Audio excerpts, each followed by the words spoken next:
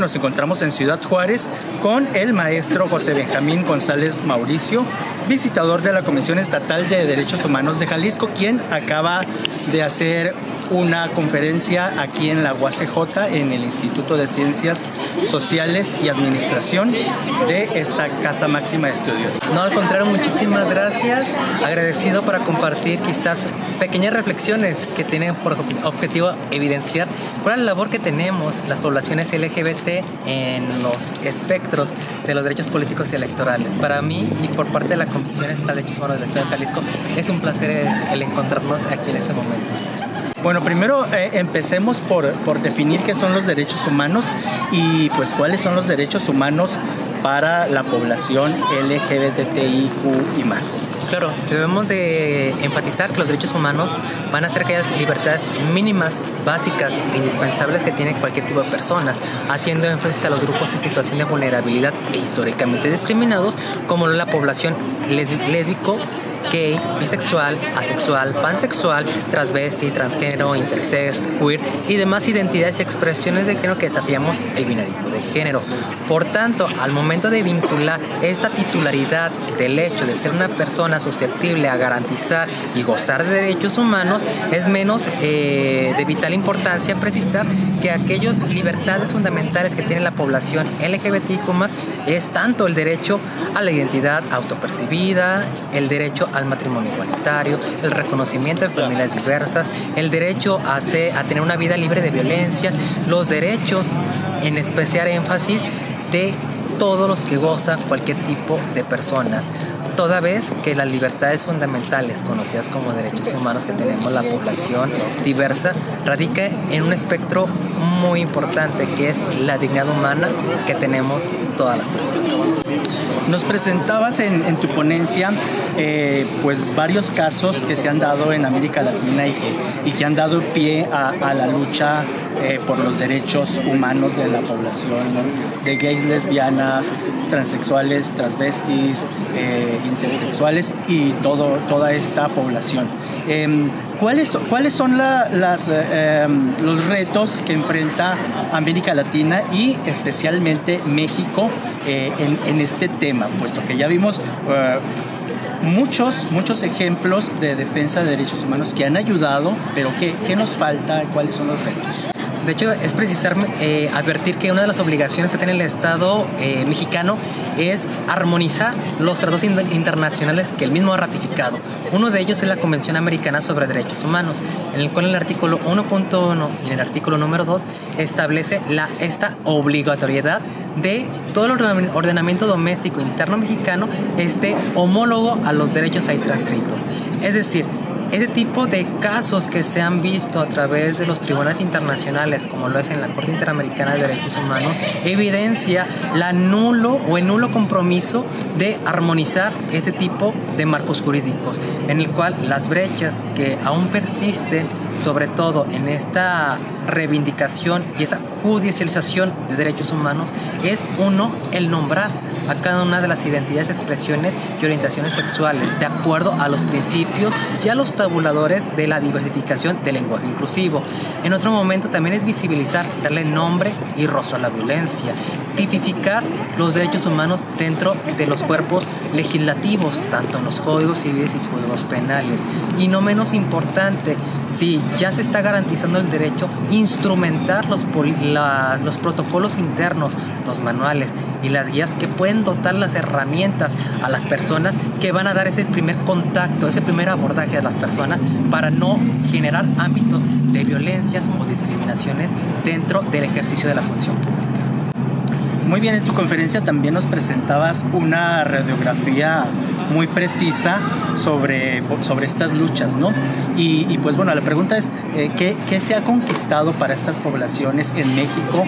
¿Cuáles son los derechos que ahorita tiene la población LGBTIQ y más? De hecho, uno de los derechos que aún siguen vigentes y que a lo largo se le ha dado un auge a su divulgación son los derechos de la identidad autopercibida de personas trans, pero también haciendo énfasis a las infancias trans, en el cual atendiendo a niñas y niños que integran este tipo de sectores, manejados hacia el interés superior de la niñez, en donde se debe de adecuar ese trato diferenciado de acuerdo a su nombre social y que posterior se debe de homologar a sus actas de nacimiento y credenciales para poder garantizar su libre autodeterminación. Asimismo, también el reconocer que a la fecha se están garantizando también el reconocimiento de familias diversas, como lo es en las actas de nacimiento de parejas homoparentales, lesbomaternales, transpaternales o transmaternales, al momento de asentar los apellidos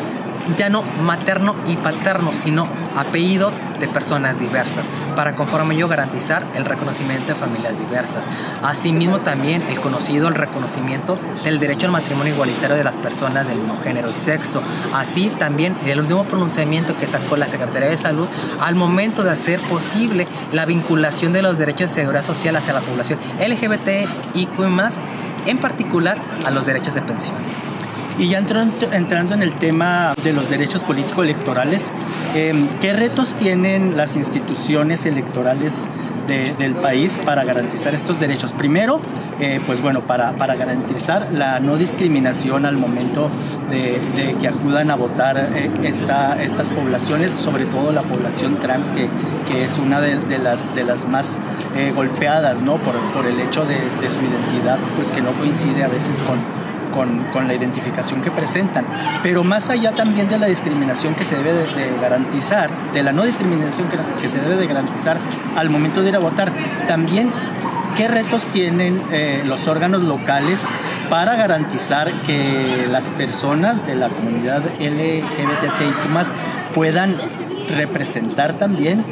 a la población en general y a su población, y puedan ser votadas, votados y votadas. Claro. De hecho, la plataforma problemática que aún persiste es la desinformación, ya que el año pasado se creó la Declaratoria de los Derechos Políticos y Electorales a favor de la población LGBTIQ+ para todo el continente americano, en el cual se vincula cuáles son esos derechos básicos que tiene la población LGBT en esta materia en particular, en donde, de acuerdo a ese tipo de tabuladores, la labor que se debe de generar es la información de que es posible aspirar a cargos públicos de elección popular, de que es posible que la autoridad tiene la obligación de resguardar los datos personales sensibles al momento de registrar dentro de la lista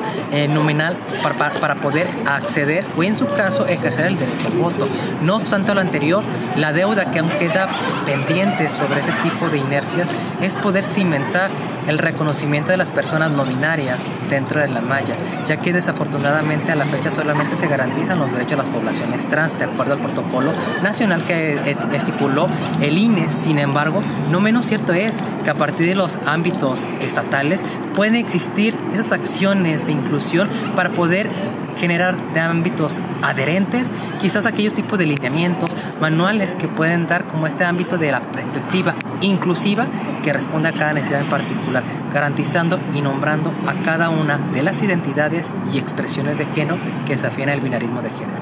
¿Qué papel juegan las comisiones estatales y la Comisión Nacional en el respeto y en la promoción de los derechos,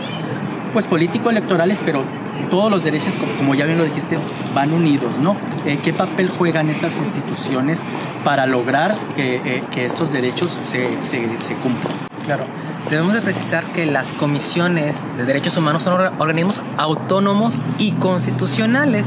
que su orden o su ordenanza es promover y garantizar derechos humanos a partir de un procedimiento ordenado seguido en forma de juicio conocido como la queja, en donde a nosotros nos dan la pauta de poder garantizar derechos humanos que quizás aún no sean reconocidos a nivel nacional, pero a partir de nuestra materialización vinculamos los tratados internacionales para poder garantizar estos derechos humanos a partir de una recomendación. Cabe hacer énfasis en las recomendaciones que emiten las defensorías públicas de derechos humanos. Es un instrumento vivo, es un instrumento vivo que es una documental pública que a las víctimas les pueden servir para poder continuar con sus demás procedimientos, ya sean jurisdiccionales o administrativos o de otra orden, como podría ser a partir de los recursos que tiene el Tribunal Electoral, en el cual una defensoría puede auxiliar o, en su caso, generar opiniones técnicas para ver cuál es el cauce o la línea de abordaje especializada para hacer posible el nuevo lenguaje de los derechos humanos. ¿Qué papel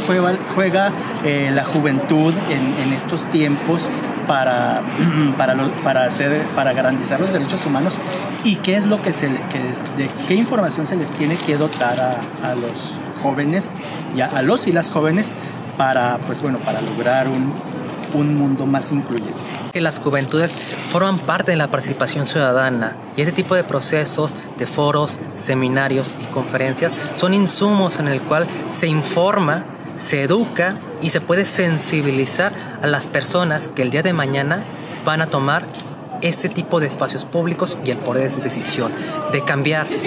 quizás los procedimientos, las pautas, las atenciones o en su caso dar por fin la deuda histórica que se tiene en contra de la población transexual, haciendo énfasis que las juventudes a la fecha han tomado estos tipos de escenarios y mecanismos de defensa como podría ser las marchas o la protesta social o en su caso también el uso de sus voces para poder reivindicar los cambios de prácticas administrativas y darle nombre a este tipo de violencias que aún persisten, porque también las juventudes se están permeadas con un ámbito de situación de vulnerabilidad, que es el hecho de ser jóvenes. El hecho de ser jóvenes, desafortunadamente, tiene por una línea de transgresión al momento de presumir o creer que aún no tiene la madurez psíquica, emocional o académica o profesional para tomar una decisión. Y todo lo contrario, porque la edad no limita las capacidades de cambiar quizás la vida política de todo un país. Benjamín, pues muchas gracias por haber acompañado al Instituto Estatal Electoral de Chihuahua en esta labor que tiene el instituto para promover los derechos políticos electorales. Gracias también a la UACJ que nos abrió sus puertas aquí en Ixá. Un mensaje para Chihuahua. Con todo gusto, quizás el mensaje sea quizás unas palabras de aliento, de entender y asimilar que las personas que integramos esta población diversa no somos ajenas ni distintas ni diversas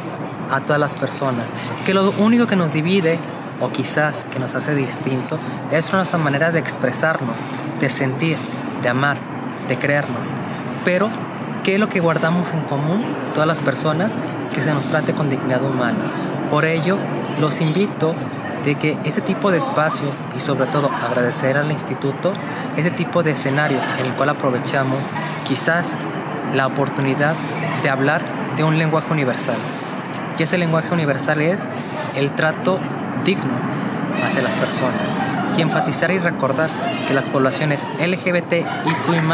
que habitamos y transitamos en América Latina y el Caribe tenemos derechos humanos por el simple hecho de ser personas, y que no obstante lo anterior, la incidencia y la lucha hace resistencia, y ese tipo de resistencia hacen los canales de hermandad para poder garantizar todos los derechos humanos para todas las personas, porque todos somos iguales en derechos y en dignidad.